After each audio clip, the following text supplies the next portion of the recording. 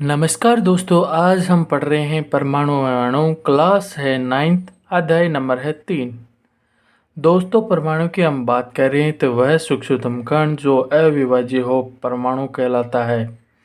दोस्तों, परमाणु की खोज महर्षि कणाद ने 500 साल पहले ही कर दी थी, लेकिन प्रयोगों द्वारा सत्यापित नहीं किया गया था। फिर उसके 18वीं शताब्दी के अंदर अनेक अंग्रेज वैज्ञानिकों ने मिलकर परमाणु की खोज की और उन्होंने अनेक नियम लागू कर दिए गए। सबसे पहले रासायनिक संयोजन के 2 महत्वपूर्ण नियम दिए थे कि द्रव्यमान का नियम।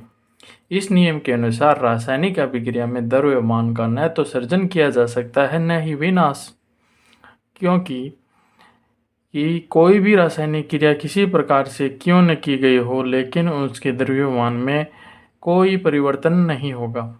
एक दोस्तों आता है स्थिर अनुपात का नियम।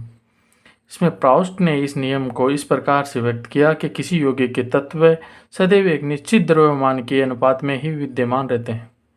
कि कोई भी रासायनिक अभिक्रिया हो, जैसे CZnSO4 change into CuSO4 plus Zn, कि इसमें जो अनुपात होता है वो समान रहता है। इसमें C 1 होता है, Zn 1 होता है, SnO4 1 होता है।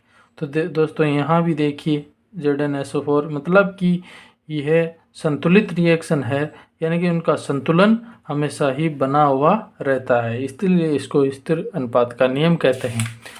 फिर दोस्तों बात आती है, फिर दोस्तों परमाणु के बारे में खोजें बहुत तेज़ी से होने लगी। फिर डॉल्टन साहब ने एक परमाणु का सिद्धांत दिया था।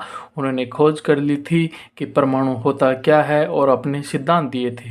उन्होंने पहला सिद्धांत ये दिया था कि सभी द्रव्य परमाणु से निर्मित होते हैं जो रासायनिक अभिक्रिया में भाग लेते हैं, और परमाणु अविभाज्य सूक्ष्मतम कण होते हैं जो रासायनिक अभिक्रिया में न तो सर्जित होते हैं न ही उनका विनाश होता है। मतलब क्या है कि सभी द्रव्य, एक तो होता है द्रव्य और एक होता है द्रव्य। द्रव्य के अंदर जो ही पदार्थ होते हैं कौन कौन से होते हैं? ठोस होती है, गैस होती है और द्रव्य होता है। ये 3 और नया क्वांटम नया आजकल ये 3 के अलावा 2 अलग भी द्रव्य को खोज लिया गया है जो भाग लेते हैं, निर्मित होते हैं, कि ये सभी परमाणु से मिलकर बने होते हैं। परमाणु अविभाज्य सूक्ष्म कण होते हैं जो रासायनिक अभिक्रिया में न तो सर्जित होते हैं, ना ही बनते हैं, न ही उनका विनाश होता है। दिए गए तत्व के सभी परमाणुओं का द्रव्यमान रासायनिक गुणधर्म समान होते हैं।